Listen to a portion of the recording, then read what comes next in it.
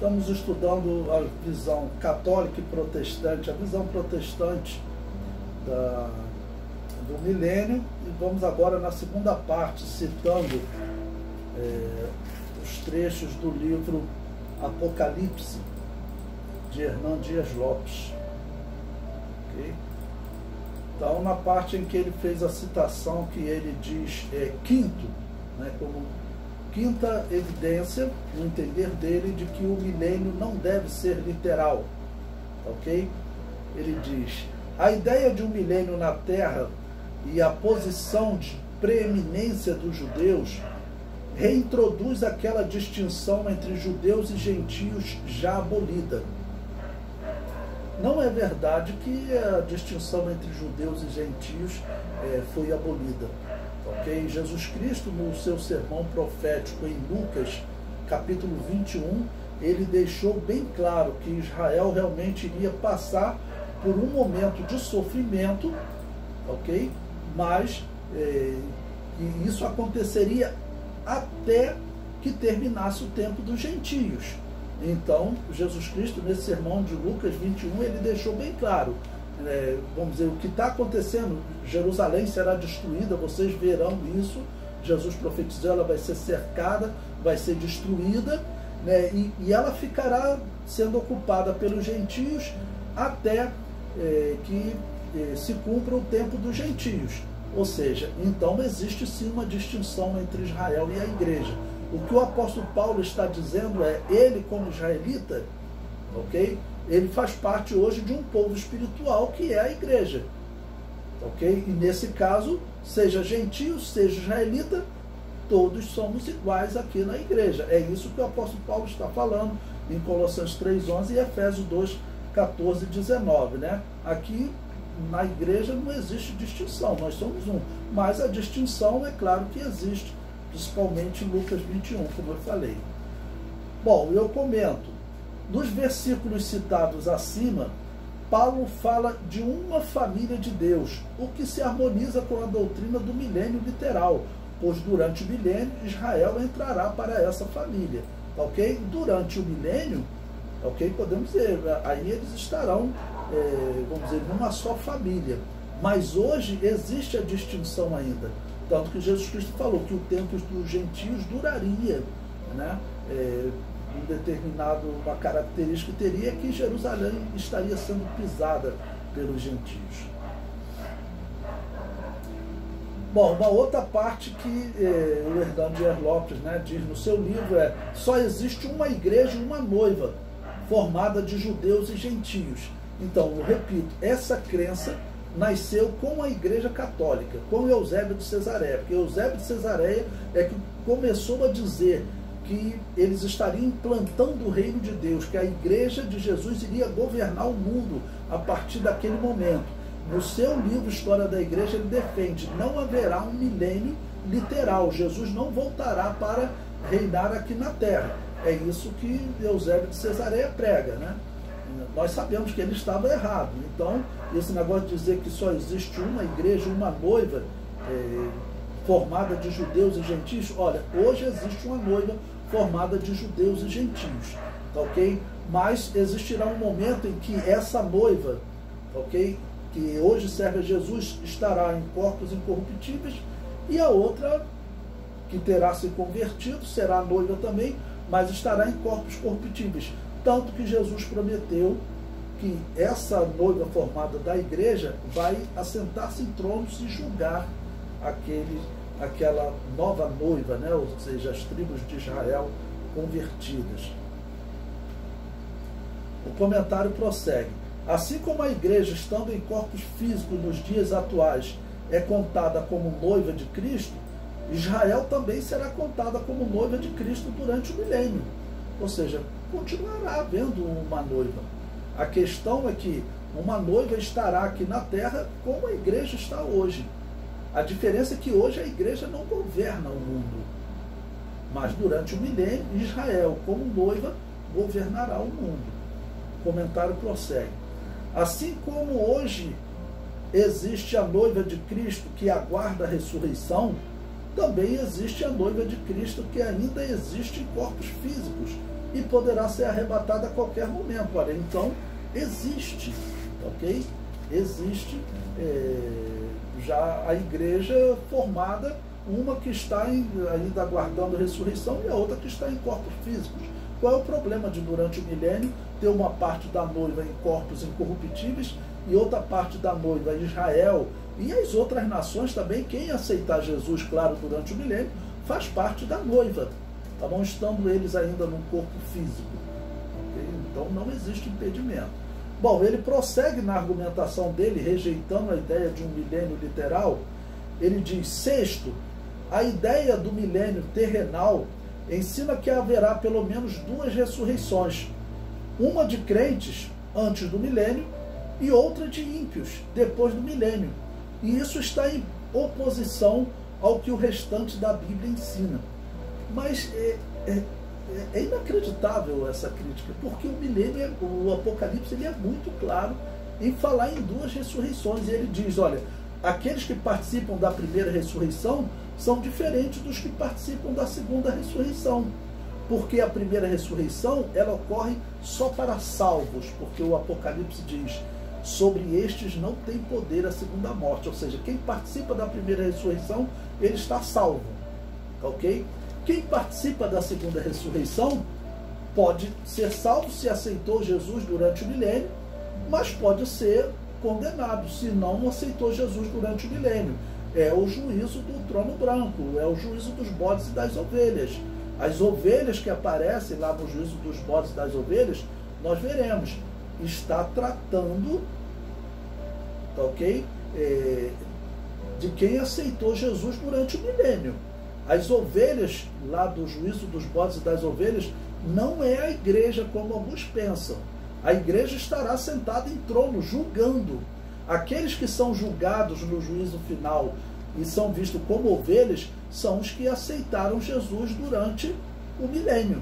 E os condenados são os que não aceitaram Jesus durante o milênio e em qualquer outra época. Então, claramente, existe distinção entre primeira ressurreição e segunda ressurreição.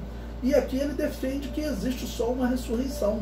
Não, a Bíblia ainda dá característica diferente. Quem participa da primeira ressurreição, sobre esses não tem poder a segunda morte, ok? Já os que vão participar, aí ele diz que eles só ressuscitarão 1000 anos depois. Então claramente tem segunda ressurreição. Isso aqui ele tinha que rever, porque assim, é um erro terrível isso aqui. O Apocalipse é claro em falar em duas ressurreições. O comentário prossegue: é inacreditável que alguém escreva esse absurdo em sã consciência.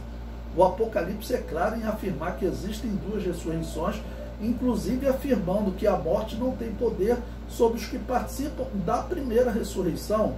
Olha, bem-aventurado e santo aquele que tem parte na primeira ressurreição. Sobre estes não tem poder a segunda morte, mas serão sacerdotes de Deus e de Cristo e reinarão com ele 1000 anos. Ou seja, essa ressurreição, ele teria então que dizer que ela já aconteceu. Ok? Ou seja, mas ele defende que a igreja já está reinando, que Satanás já foi preso. Como eu falo, a escatologia da igreja católica, e os protestantes seguiram essa escatologia, ela é um monstro. Por culpa de quem? De Eusébio de Cesareia. Foi ele que começou a defender que ele e Constantino estavam implantando o reino de Deus, que Jesus não viria para implantar o reino de Deus aqui na terra. Inclusive ele criticou os pais da igreja que defendiam isso, como Pápias, ok? Que conviveu com João. Ele cita Pápias e diz: realmente Pápias defendia isso, mas Pápias não era um bom teólogo, não. Então, quer dizer, a igreja primitiva, antes da igreja católica, defendia isso. E Eusébio de Cesareia é que resolveu mudar isso, dizendo que, na verdade, a igreja ela estava se tornando soberana do mundo e ela estava implantando o reino de Deus aqui na terra, que não precisaria Jesus voltar. Foi isso que ele pregou. Bom, aí o livro prossegue defendendo a visão dele, né? Sétimo, a ideia do milênio cria a grande dificuldade da convivência do Cristo glorificado com os santos glorificados vivendo com homens ainda na carne. Não existe dificuldade nenhuma. Jesus conviveu com os homens aqui na terra, Jesus pôde inclusive falar com eles. Por isso que nós acreditamos que durante o milênio nós poderemos falar, assim como Jesus também poderá falar com a humanidade. Então nós estaremos num corpo semelhante a de Jesus, então nós poderemos nos tornar visíveis e falarmos, julgarmos as pessoas que estejam cometendo alguma ilegalidade, ok? Não existe nenhuma dificuldade nisso, mas ele diz que não faz sentido corpos glorificados convivendo com corpos carnais. Então ele deveria explicar. Jesus ele conviveu com os apóstolos depois que ele ressuscitou, ou seja, depois que ele estava em corpos, em um corpo já incorruptível, o mesmo corpo que ele terá durante o milênio. Tá bom? Bom, o comentário prossegue. Ele deveria informar qual a dificuldade, né? Os nossos corpos incorruptíveis serão semelhantes aos corpos dos anjos. Hoje os anjos convivem com os cristãos de forma invisível, exatamente como a igreja conviverá com Israel durante o milênio, né? E Jesus conviveu com os discípulos estando no corpo incorruptível. Então ele teria que explicar essa dificuldade. Não existe nenhuma dificuldade, né? E oitavo, ele prossegue contra-argumentando: como conceber a ideia de que as nações estarão sob o reinado de Cristo 1000 anos e depois elas se rebelam totalmente contra ele? Essa é uma pergunta que nós vamos tentar responder quando nós chegarmos nesse versículo, né? Mas a Bíblia diz que terão descontentes nesse reino, ok? Terão descontentes nesse reino. Então, se terão descontentes nesse reino, a ponto de Jesus regê-los com vara de ferro, chegando Satanás ao fim do milênio e propondo alguma coisa à humanidade, mas a descrição é uma luta contra Deus, certamente durante o milênio a humanidade ficará sabendo que a vida física vai acabar, tá bom? E isso, pense, para a humanidade não é fácil. Eu coloco essa como uma das possibilidades da argumentação de Satanás de alguma maneira conseguir fazer com que a vida física não acabe aqui na Terra. Porque, vamos dizer, se hoje nós já pregamos isso, aí Jesus vem, implanta o seu reino aqui na Terra, e durante o milênio o ensino será exatamente esse, tá ok? Olha, esse tempo que vocês estão vivendo vai durar 1000 anos. Ok? Depois dos 1000 anos, a vida física acaba. Vocês vão viver o reino justo de Jesus aqui na terra e vocês poderão escolher entre servir a Deus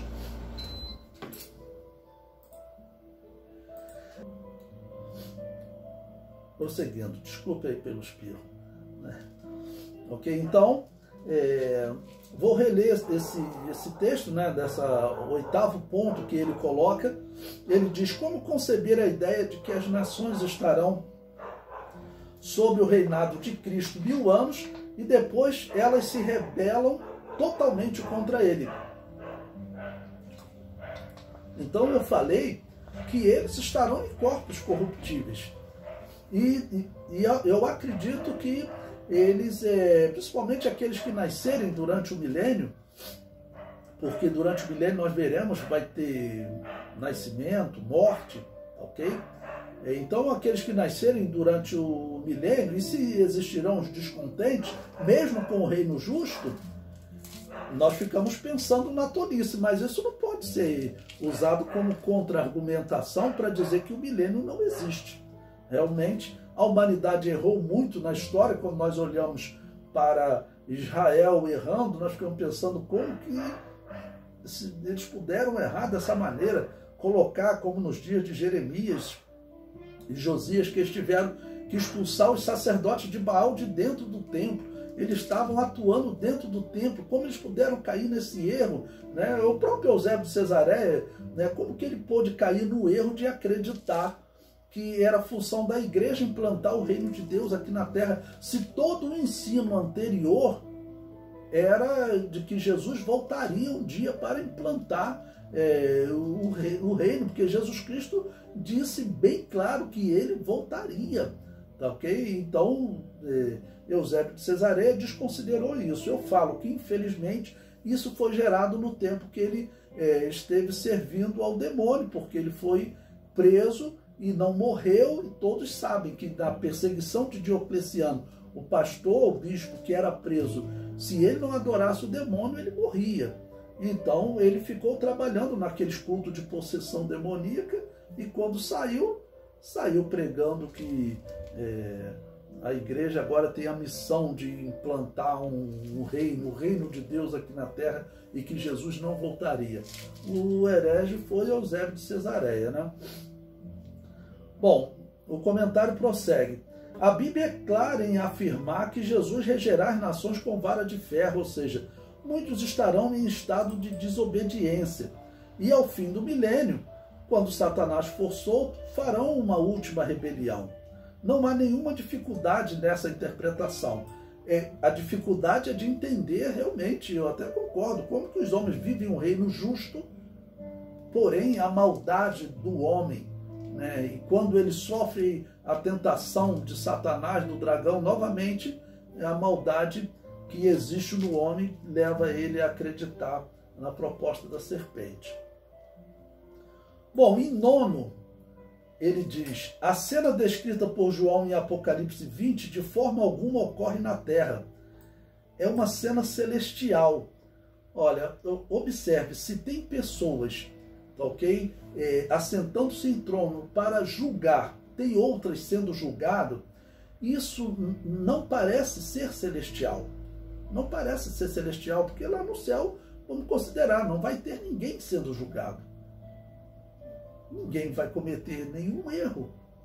Então, como explicar Jesus regendo lá no céu, né, as pessoas com vara de ferro, regendo as nações com vara de ferro? Isso não faz o menor sentido. Ou seja, essa escatologia é um monstro. Ok? Então ele diz que é uma cena celestial, mas não pode ser, está falando de pessoas limitadas. Até porque se fosse uma cena celestial, eu devolvo a pergunta 8 para ele. Como explicar que Satanás engana as pessoas lá no céu? Porque no final desse tempo as pessoas são enganadas. Ele diz que ocorre no céu. Se ocorre no céu, como que Satanás consegue enganar as pessoas? Ou Satanás conseguiu corromper os incorruptíveis, que é muito irracional, tá ok?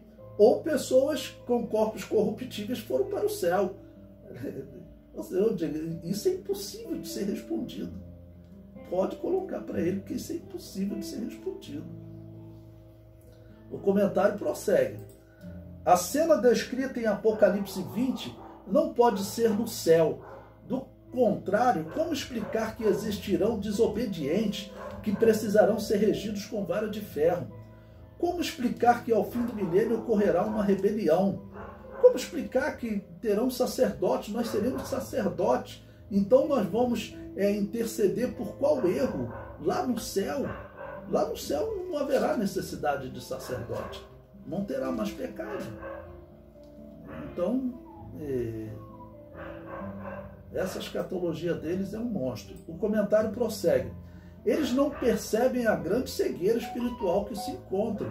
Né? Vamos dizer, essa é a descrição que eu tenho que fazer, porque ele diz que ocorre no céu, e ao mesmo tempo ele reclama que então ocorre lá no céu, mas ele diz que no final dos 1000 anos, no final desse tempo, essas pessoas que segundo ele estão no céu, são tentadas e pecam novamente, e vão fazer guerra contra Deus. Não tem explicação para isso. Bom, mas ele prossegue, né? 10º ponto de oposição à interpretação de um milênio literal, ele diz: todo o ensino do Novo Testamento é que o juízo é universal e que segue imediatamente a segunda vinda. Mas a crença no milênio terrenal, o juízo acontece 1000 anos depois da segunda vinda e só para os incrédulos. Isso aqui está errado. A Bíblia está falando claramente de 2 juízos. A Bíblia fala de um juízo em Apocalipse capítulo 20, versículo 4, ok? Fala ali de uma ressurreição e um juízo. E fala de um segundo juízo porque tem pessoas que ressuscitam depois.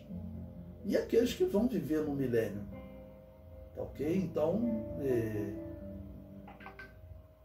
o juízo final ocorre no final dos 1000 anos, mas antes dos 1000 anos ocorre o que nós chamamos de juízo das nações. Nós leremos Apocalipse 20, versículo 4. Eu vou ler novamente esse texto para vocês poderem ver, ok? Veja, Apocalipse capítulo 20, versículo 4.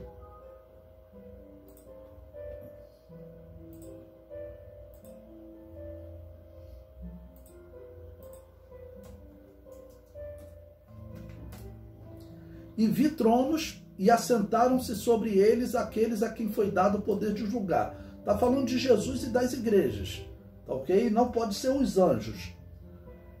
Aí ele prossegue. Então a igreja venceu o anticristo no capítulo 19 e assentou-se em trono para julgar. É o início do milênio. Ele vê as almas daqueles que foram degolados pelo testemunho de Jesus e pela palavra de Deus, e que não adoraram a besta, nem a sua imagem, e não receberam sinal na testa nem na mão. Ok? Então ele vê os que morreram durante a grande tribulação, que foi o período de atuação da besta. E diz, e viveram e reinaram com Cristo durante 1000 anos. Ok? Então o texto está assim falando de dois juízos. Esse juízo aqui do versículo 4 foi antes do milênio e antes da primeira ressurreição. O comentário prossegue. Mais um erro absurdo. Em nenhum momento os dispensacionalistas defendem um juízo só para incrédulos. Afinal, a Bíblia fala claramente de salvos e condenados, simbolizados em bodes e ovelhas, comparecendo no juízo final. No juízo final, como veremos em detalhes mais à frente, Jesus e a igreja estarão julgando os anjos caídos, os ímpios de todos os tempos e os salvos do milênio. Tá bom? Vou repetir esse ponto aqui que eu falei para vocês. Olha, no juízo final, como veremos em detalhes mais à frente, Jesus e a igreja estarão julgando, primeiro, os anjos caídos. O apóstolo Paulo diz, não sabeis que nós havemos de julgar até os anjos que pecaram? Em segundo lugar, julgaremos os ímpios de todos os tempos, porque está falando dos ímpios do milênio e está falando dos ímpios desde Caim, vamos considerar assim. E em terceiro lugar, vamos estar julgando também os salvos do milênio, aqueles que creram em Jesus durante o milênio, de Israel e das nações. E Israel e as nações que creram em Jesus são as ovelhas, enquanto os outros são os bodes. O comentário prossegue. A Bíblia é bem clara em afirmar que havemos de julgar até os anjos que pecaram. Tá bom? Em 1 Coríntios 6,3. Bom, prosseguindo na argumentação, ele diz, Arthur Lewis diz que constitui-se um obstáculo intransponível a ideia pré-milenista que ensina a permanência de pecadores convivendo com os santos glorificados durante o reino milenar de Cristo na Terra. Não existe obstáculo intransponível. Se nos dias do Novo Testamento nós temos o exemplo, Jesus conviveu com os apóstolos. O corpo incorruptível, o corpo eterno, ele pode se tornar visível. E o apóstolo João diz que nós seremos semelhantes a ele. Teremos o mesmo corpo que Jesus possui. Se Jesus, nesse corpo incorruptível, pode conviver com os apóstolos, qual é o obstáculo intransponível? Então eles dizem que constitui-se um obstáculo intransponível, mas não diz qual é esse obstáculo, porque segundo a Bíblia, isso pode acontecer. Ele prossegue. Nessa mesma linha, Grier fala dos paradoxos de um reinado terreno de 1000 anos. Número 1. Os santos glorificados estarão em uma terra ainda não glorificada ou renovada, isto é, ainda não purificada pelo fogo. E eu questiono qual é o problema disso. Jesus Cristo esteve aqui, e se nós seremos semelhantes aos anjos em essência, ok? Os anjos hoje, eles convivem aqui, eles estão atuando em favor da igreja aqui na terra. Não existe nenhum obstáculo intransponível, né, como eles disseram. ele apresenta o segundo ponto. Santos com corpos glorificados se misturarão com santos e com pecadores que não terão corpos glorificados. Eu repito, não existe empecilho para isso. Jesus conviveu.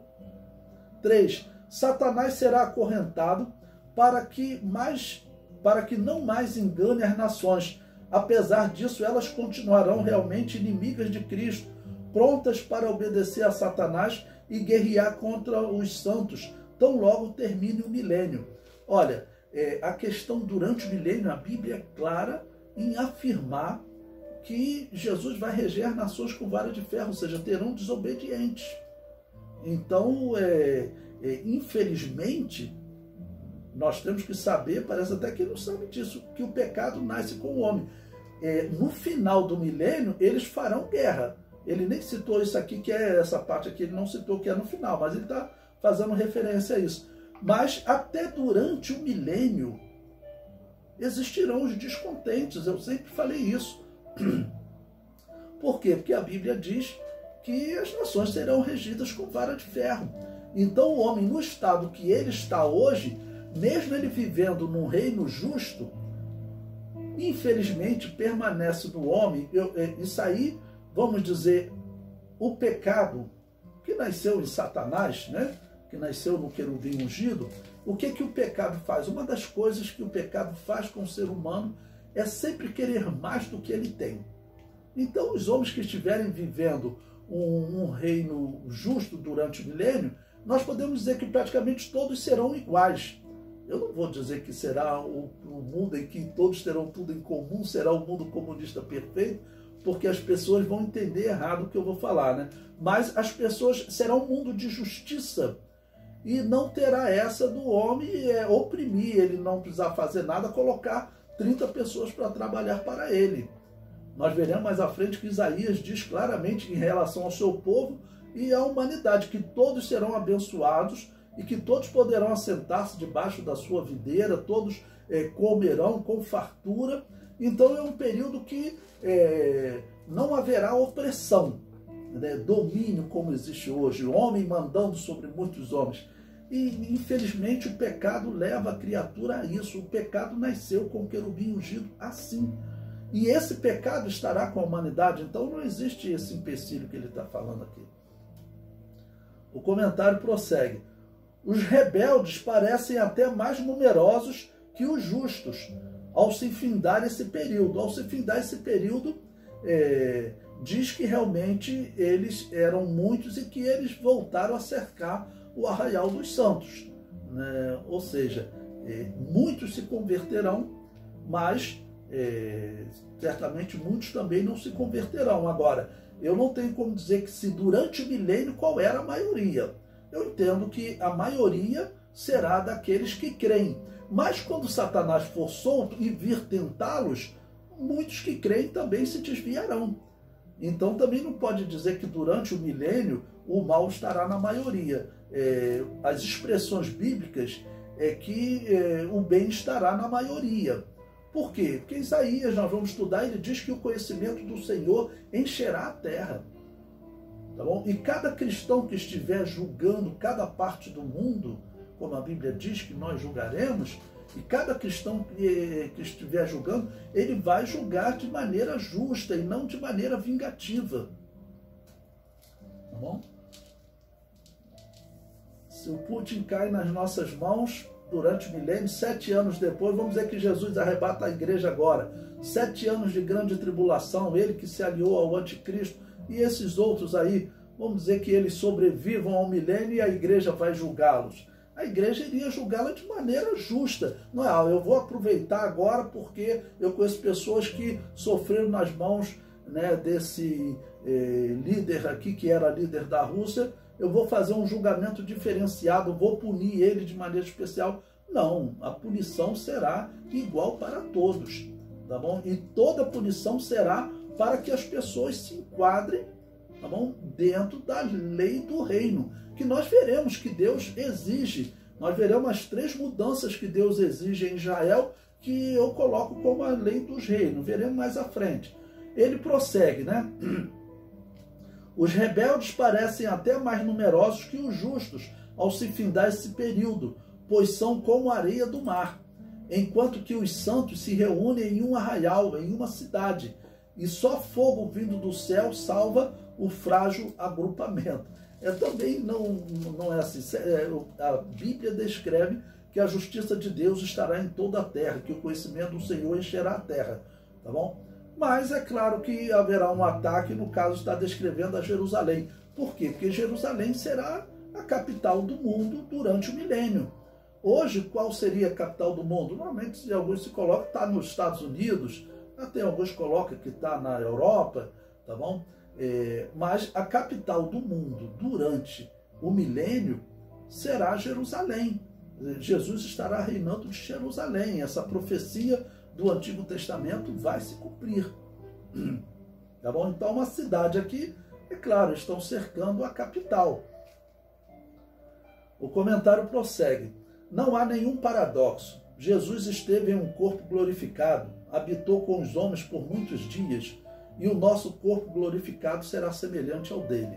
Então não existe nenhum paradoxo, não existe dificuldade. Eles criaram uma dificuldade, mas não faz o menor sentido. Aí ele prossegue. O próprio Dr. Russell Shedd, um dos mais respeitados estudiosos do Novo Testamento dos nossos dias, diz: nós não temos suficiente informação da Bíblia para responder a todas as perguntas levantadas.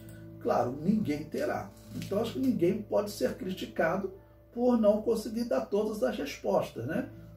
Ok? Se alguém exigir isso, ele está fora do que a Bíblia diz, que exatamente a Bíblia sempre coloca que nós não conseguiremos dar todas as respostas, né? Aquele dia e hora, ninguém sabe, nós nunca saberemos com exatidão. Vemos coisas acontecendo, guerras, sinais, calendário, possibilidades de calendário. Israel com a novilha vermelha, dizendo que vai construir o templo, já construindo aeroporto, metrô para levar ao templo. Vemos um monte de coisas que parecem sinais, mas o dia e hora nós nunca saberemos, ou seja, não temos como responder essa questão. Então, não tem que ser criticado também, ok? Bom, o comentário prossegue. O que fica bem assentado é a esperança que João coloca no fim de seu livro. Haverá um período, se 1000 anos é literal ou não nos preocupa, de paz e segurança total. Então, ele colocou aí a citação do Russell Shedd. Porque o Russell Shedd, ele coloca aqui até como a possibilidade dos 1000 anos ser um tempo simbólico, já que 1000 anos fala e simboliza até em alguns momentos de eternidade, ok? Ele prossegue.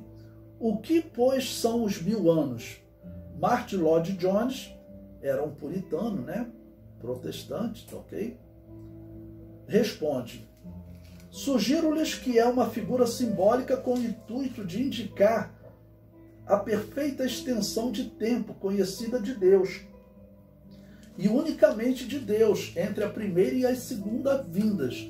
Não são 1000 anos literais, mas a totalidade do período enquanto Cristo está reinando, até que seus inimigos sejam feitos estrado de seus pés, e ele regresse para o juízo final. Ou seja, no ponto de vista de Lloyd-Jones, ele é um protestante, viveu, morreu na década de 80, é dele uma das piores frases da história do cristianismo, né, dos grupos que se identificam como cristão, porque num discurso fechando uma conferência puritana na década de 60, foi em 1969, com certeza foi na década de 60, ele falou uma frase absurda.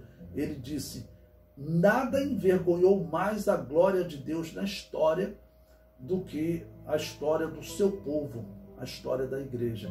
Ele fala isso porque ele olha para a história da Igreja Católica como sendo a Igreja de Jesus. Então ele segue o amilenismo católico, ele não acredita em um reino de Deus aqui na Terra. Ele é discípulo de Agostinho de Hipona, de Calvino, Lutero, toda essa turma que não deveriam ser referência doutrinária, ok? Não deveriam ser referências doutrinárias. Eles carregam Agostinho, implantou uma heresia na Igreja Católica que os protestantes seguiram, que é a doutrina da predestinação. Foi Agostinho de Hipona que mudou a doutrina da salvação, Ou seja, o mesmo homem que inaugurou o culto aos mortos na Igreja Católica foi que mudou de livre-arbítrio para predestinação. Esse homem é referência para mudar a doutrina da salvação, um tema fundamental para a igreja, porque a primeira coisa que a igreja tem que pensar, até para ela pregar a doutrina da salvação, ela viver a verdadeira doutrina da salvação. E se a doutrina da salvação é pelo livre-arbítrio, a igreja primitiva acreditava, por que mudaram para a predestinação? E quem mudou? O homem que cultuava os mortos. Então, Lloyd Jones não é uma referência também. Bom, o comentário prossegue, né? Lloyd Jones foi o autor de uma das piores frases da história da igreja. Ele disse: talvez não exista nada que tenha denegrido tanto a glória de Deus como a história do seu povo na igreja. Não deveria ser referência doutrinária para ninguém, mas era protestante e os protestantes o admiram, né? Ou seja, infelizmente ele considerava a igreja católica, aquela igreja que cultuava os mortos, segundo Lloyd Jones, segundo os protestantes, né, era a verdadeira igreja de Jesus. O dispensacionalismo acredita em um reino que dure 1000 anos, mas não é impossível que o tempo será figurado e possa durar um tempo mais longo ou mais curto. Ok? Corrigindo aí.